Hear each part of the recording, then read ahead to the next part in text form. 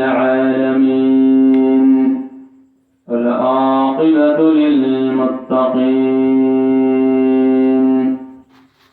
الصلاة والسلام على من كان نبيا وآدم بين الماء والطين وعلى آله وأصحابه أجمعين.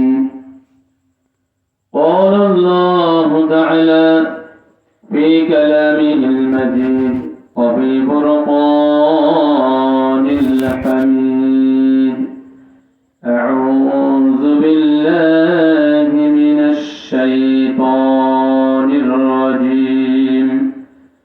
بسم الله الرحمن الرحيم. قل إن كنتم تحبون الله فاتبعوني يحببكم الله ويغفر لكم ذنوبكم والله غفور رحيم. صدق الله مولانا العظيم وصدق رسوله النبي الحبيب الكريم. وقال تعالى في شان حبيبه ومحبوبه مخبرا وآمرا: إن الله وملائكته يصلون على النبي يا أيها الذين آمنوا صلوا عليه وسلموا تسليما. اللهم صل على سيدنا مولانا محمد وعلى آل سيدنا مولانا محمد. দুনয়নে রসূল পাক দেখিলে কেমন হতো, জন্ম আমার নবীর যুগে হলে কেমন হতো। আল্লাহুম্মা সাল্লি আলা সাইয়্যিদিনা মাওলানা মুহাম্মদ ওয়া আলা আলি সাইয়্যিদিনা মাওলানা মুআজ্জাজ মুহতারাম সদরে জলসা ফরদাবাদ আহলে সুন্নাত ওয়াল জামাত এর উদ্যোগে আয়োজিত পবিত্র দাওয়াতুল খায়ের মাহফিলের মধ্যে উপস্থিত আছেন উলামায়ে আহলে সুন্নাতের পৃষ্ঠপোষকতায় যিনি খেদমত করছেন ওস্তাদিয়াল মুকাররম অধ্যক্ষ মৌলানা হোসেন মোহাম্মদ বেলাল আল কাদি দামাত ইকবালুহু, আহলে সুন্নাত ওয়াল জামাত পাঞ্চরামপুর উপজেলার বিভিন্ন পদাসীন ওলামায়ে কিরাম, ওলামায়ে আহলে সুন্নাত, সামনে উপস্থিত মুরব্বী বাবারা, যুবক ভাইয়েরা, কচিকাচা শিশুরা, পর্দানিসীন মা এবং বোনেরা এবং যারা শুনছেন সকলের প্রতি আন্তরিক সালাম। আসসালামু আলাইকুম ওয়া রাহমাতুল্লাহি ওয়া বারাকাতুহু। ওয়া আলাইকুম আসসালাম ওয়া রাহমাতুল্লাহি ওয়া বারাকাতুহু। সমস্ত প্রশংসা মহান আল্লাহ পাকের দরবারে, যে আল্লাহ রাব্বুল আলামিন আমাদেরকে এই বৈরী আবহাওয়ায় অত্যন্ত গরমের মধ্যে আল্লাহ এবং আল্লাহ রাসূলের মহব্বতে এই দাওয়াতুল খায়ের মাহফিলে বেহেশতি পরিবেশে এই সামিয়ানার নিচে কিছুক্ষণ আসার বসার, বলার এবং শ্রবণ করার তৌফিক দান করলেন যে আল্লাহ পাক, সে আল্লাহ পাকের দরবারে সবাই কৃতজ্ঞতা জানাচ্ছি আলহামদুলিল্লাহ। আলহামদুলিল্লাহ। রব্বে করিমের দরবারে আরো শুকরিয়া এই জন্য যে আল্লাহ পাক আমাদের সকলকে এমন একজন নবীর উম্মত বানিয়েছেন যিনি সমস্ত নবীদের নবী। বলুন সুবহানাল্লাহ। সুবহানাল্লাহ। সমস্ত নবীদের ইমাম, ইমামুল আম্বিয়া যিনি সৃষ্টির শুরু, যিনি সৃষ্টির শেষ, যিনি প্রকাশ্যে নবী, গোপনীয় নবী, যিনি নবীদের নবী, যিনি গুনাহগার উম্মতের সুপারিশকারী, যার হাতে হাসরের ময়দানে লিয়াউল হামদ, প্রশংসার পতাকা থাকবে, বলুন সুবহানাল্লাহ। যাকে আল্লাহ রাব্বুল আলামিন নিজে ভালোবেসেছেন, যার মান সম্মান ইজ্জত জিকির আল্লাহ পাক কুরআনুল কারীমের আয়াতে কারিমা নাযিল করে জানিয়ে দিয়েছেন, ও আমার হাবিব, আমি আপনার জিকিরকে বুলন্দ করে দিয়েছি। সুবহানাল্লাহ। যিনি রহমত, রহমাতুল লিল আলামিন, কুল কায়নাতের জন্য রহমত, বলুন সুবহানাল্লাহ। সেই নবী দুজাহান এর উম্মত আল্লাহ আমাদেরকে বানিয়েছেন, সেজন্য আবারও মহান আল্লাহ পাকের দরবারে বুলন্দ কণ্ঠে শুকরিয়া আদায় করি আলহামদুলিল্লাহ। আলহামদুলিল্লাহ।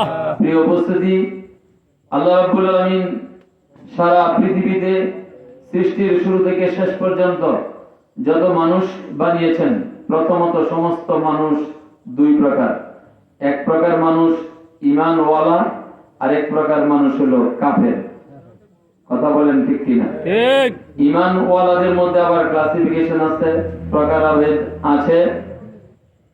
আমরা যারা ঈমানদার, আমাদের মধ্যে কিছু লোক নামাজ পড়ে কিন্তু তাদের পরিচয় হলো মুনাফিক। আছে না নাই? আছে। আমার এই কথা আমার নয়, আমার আপনার নবী রহমাতুল লিল আলামিন পবিত্র হাদিসে মুবারাকায় জানিয়ে দিয়েছেন যে আমার উম্মত হবে ৭৩ দল, কুল্লুহুম বিন নার, সবাই হবে জাহান্নামী ইল্লা মিল্লাতিন ওয়াহিদা, একটি দল ছাড়া। সেই একটা দলের পরিচয় নবীজি বলছেন, আমি এবং আমার সাহাবায়ে আজমাইন যেই মতে, যেই পথে, যে আদর্শের মধ্যে আছে। আর এটার আরো ব্যাপক পরিচয় সারা পৃথিবীর সমস্ত উলামে কেরাম, উলামে আহলে সুন্নাত জানে। সেই দলটার নাম হইল আহলে সুন্নাত ওয়াল জামাত, বলুন সুবহানাল্লাহ। সুবহানাল্লাহ। সেই ফরদাবাদ আহলে সুন্নাত ওয়াল জামাতের উদ্যোগে আজকের এই দাওয়াতুল খায়ের, বরাবরের মতো মাহফিল নয়, এই দাওয়াতুল খায়েরের মাহফিলের পরিচালনার পদ্ধতি ভিন্ন।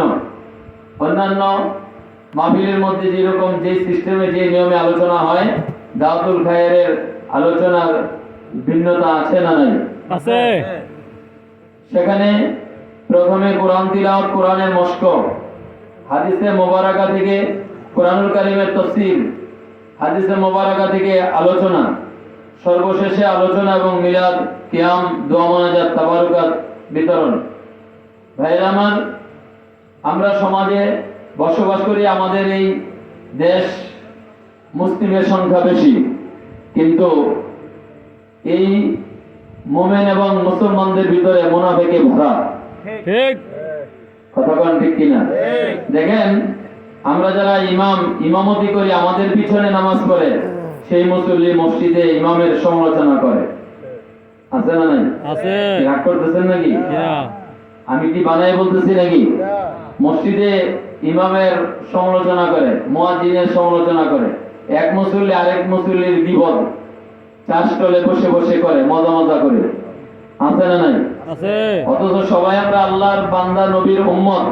কথা বলেন ঠিক কিনা? ঠিক। ভাইরা আমার, আল্লাহ রাব্বুল আলামিন মানুষ বানিয়েছেন তার ইবাদতের জন্য। সবাই ইবাদত করে, আমরা মুসলমানরা ইবাদত করি একটা পদ্ধতিতে। অন্য ধর্মের তারা ইবাদত শব্দটা না বললেও তাদের ভাষা অনুযায়ী তারা একজন স্রষ্টাকে মানে না? মানে না? মানে। কিছু লোক আছে নাস্তিক। কথা কোন ঠিক কিনা? কিছু লোক আছে নাস্তিক। এই নাস্তিকগুলি ছাড়া আস্তিকের মধ্যে যারা আছে, এর মধ্যে এই যারা অন্য ধর্মের, তারা কিন্তু তাদের ধর্ম অনুযায়ী তাদের মন মতো বানানো রব বানাইয়া, খোদা বানাইয়া পূজা করে না? করে না? তাদের এই পূজার দাম আল্লাহর কাছে আছে? কথা কোন আছে? তারা কিন্তু একজন স্রষ্টা মানে। স্রষ্টা মানে না মানে না? মানে মানে। তারা যেই পূজা করে, তারা যেই কাজ করে, এই কাজে পূজা দিয়ে তারা কি বেহেশতে যাওয়ার সুযোগ আছে? কিন্তু তারা তো একজন স্রষ্টা মানে। আর এই স্রষ্টা যদিও তারা আল্লাহ বলে না, তাদের ভাষায় অন্য নাম বলে, ভগবান বলে, ঈশ্বর বলে, নিরঞ্জন বলে। তাদের এই ভগবান কি তাদেরকে বেহেশত দিবে? বেহেশত তো বানিয়েছেন স্রষ্টা রব্বুল আলামিন। আমরা রব বলি, আল্লাহ বলি, যাই বলি, বেহেশত বানিয়েছেন আল্লাহ, কিন্তু বেহেশতের মালিক বানিয়ে দিয়েছেন রাসূলুল্লাহকে। সুবহানাল্লাহ। আল্লাহ তাআলা সূরা কাউসারের মধ্যে বলছেন, ইন্না আ'তাইনা কাল কাউসার, নিশ্চয়ই আমার হাবিব আপনাকে আমি অনেক দান করেছি। কন্যা সুবহানাল্লাহ। সুবহানাল্লাহ। এর মধ্যে বেহেশত দান করেছেন, আছে না নাই? আছে। সেজন্য নবীজি কি বলেছেন? এক বৈঠকে বসেই বলছেন, আবু বকর ফিল জান্নাহ, ওমর ফিল জান্নাহ, ওসমান ফিল জান্নাহ, আলী ফিল জান্নাহ। এইভাবে 10 জন সাহাবীকে বেহেশতি ঘোষণা করেছেন। সুবহানাল্লাহ। মালিক না হইলে কি বেহেশতের ঘোষণা করতে পারতেন? না। তাইলে ভাইরা আমার, আমরা সবাই বেহেশতে যেতে চাই, কিন্তু বেহেশত বানিয়েছেন আল্লাহ, মালিক বানিয়ে দিয়েছেন রাসূলুল্লাহকে। সুবহানাল্লাহ। কন্যা সুবহানাল্লাহ। সুবহানাল্লাহ। জোরে কন্যা সুবহানাল্লাহ। সুবহানাল্লাহ। কিন্তু বেহেশতি সবাই হতে পারবে না। বেহেশতি হবে একদল, বেহেশতি হবে 73 জনে একজন। কয়জন? 73 জনে একজন, 73 দলের মধ্যে একদল। কন্যা সুবহানাল্লাহ। সুবহানাল্লাহ। তাইলে নামাজি বেহেশতি বলা যাবে? হ্যাঁ। না। ফাওয়াইলুল লিল মুসাল্লিন। ওয়াইল নামক একটা হইল যন্ত্রণার জায়গা, দুজকের একটা স্তর। হ্যাঁ, যেই এই যন্ত্রণার স্থানে কারা থাকবে? মুসল্লিরা। কন্যা নাউজুবিল্লাহ। আউযুবিল্লাহ। জোরে কন্যা নাউজুবিল্লাহ। এখন মুসল্লি কারা? যারা নামাজ পড়ে। যারা নামাজ পড়ে তারাই তো মুসল্লি নাকি? কিন্তু কোরআন বলতেছে এই মুসল্লিদের জন্য হলো ওয়াইল নামক দুজক। কারা? আল্লাযীনা হুম আন সালাতিহিম সাহুন, যারা নামাজের মধ্যে কি থাকে? উদাসীন থাকে। নামাজের মধ্যে উদাসীনের মধ্যে অনেক ধরনের উদাসীনতা আছে। এর মধ্যে একটা উদাসীনতা হলো নামাজের মধ্যে নবীজির নাম স্মরণ করা গরু গাধার খেয়ালের চেয়ে আরো খারাপ। রসুলকে নামাজ থেকে বাদ দিয়ে দেওয়া, এটা একটা উদাসীনতা। কথা কোন ঠিক কিনা? কারণ এই নামাজ তো এনেছেন রাসূলুল্লাহ। কথা বলেন ঠিক কিনা? এই নামাজের সিস্টেম পদ্ধতি শিখিয়েছেন রাসূলুল্লাহ। কথা বলেন ঠিক কিনা? কেউ কি বলতে পারবেন যে জুমার নামাজ 22 রাকাত কোরআন শরীফের কোনখানে আছে? পারবেন? পারবেন না, কেউ দেখাতে পারবে না। ফজর নামাজের সুন্নত পড়তে হবে, কোরআনের কোন জায়গায় আছে? হ্যাঁ, আছে? আপনি রুকু করবেন, সিজদা দিবেন, ডান দিকে সালাম ফিরাবেন, বাম দিকে সালাম ফিরাবেন, তাশাহুদের মধ্যে আঙ্গুল উঠাইবেন, কোরআনে আছে? না। তাইলে আমাদের দেশে আল্লাহকে ইবাদত করে একটা দলের নাম হইল আহলে কোরআন। আছে না নাই? আছে। তাইলে আহলে কোরআন নামাজি কিনা? নামাজি। কিন্তু আহলে কোরআন নামাজি অসত্য জাহান্নামী। কেন? যে তাদের ফর্মুলা হইল যেখানে আল্লাহর কালাম আছে, কোরআন শরীফ আছে, সেখানে আবার হাদিসের দরকার কি? তাইলে তারা যখন হাদিসকে, তার মানে নবীকে বাদ দিল, এবং যারা নামাজ থেকে নবীকে বাদ দিল, তার মধ্যে কোনো পার্থক্য আছে? নাই। তাইলে নামাজ পড়লেও জাহান্নামী। সেজন্য আল্লাহ তাআলা বলছে, নামাজের মধ্যে যারা উদাসীন, তাদের নামে, তাদের জন্য, তাদের স্থান হবে, তাদের জায়গা হবে, মাকান হবে ওয়াইল নামক দুজক। কন্যা নাউজুবিল্লাহ। আউযুবিল্লাহ। তাইলে নামাজ পড়লেই হবে না, চিন্তা করে পড়তে হবে। নামাজ পড়লেই হবে না, নামাজ ভালো করে পড়তে হবে। নামাজ পড়লেই হবে না, নামাজের মধ্যে রাসূলুল্লাহকে থাকতে হবে। কথা কোন ঠিক কিনা?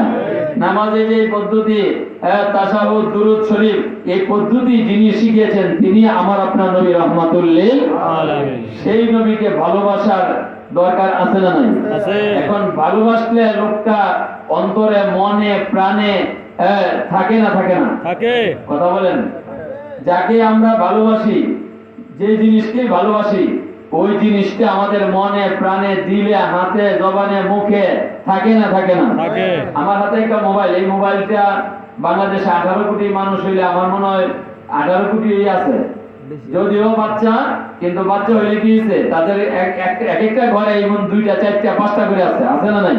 তাই যে দেখ ওইদিকে এত ব্যাপক না, সংক্ষেপে বলি, সবার ঘরে যদি এই মোবাইলটা থাকে এটার দামও আছে না নাই? আছে। অন্য মোবাইল থেকে এটার দাম বেশি, তো যে এটা ব্যবহার করে এটার প্রতি তার মহব্বত আছে না নাই? আছে। তার এক ধরনের ভালোবাসা এটার প্রতি আছে। এটা দামের জন্য হোক বা প্রয়োজনের জন্য হোক, কথা কোন ঠিক কিনা? মোবাইলটা কোথায় আছে, কোন সময় চার্জ দিল, চার্জ দেওয়ার পরে এটা কোথায় আছে, আর ঠিকঠাক মতো আছে কিনা, নাকি চুরি হয়ে গেল, কে ব্যবহার করতেছে, এটার নজরদারি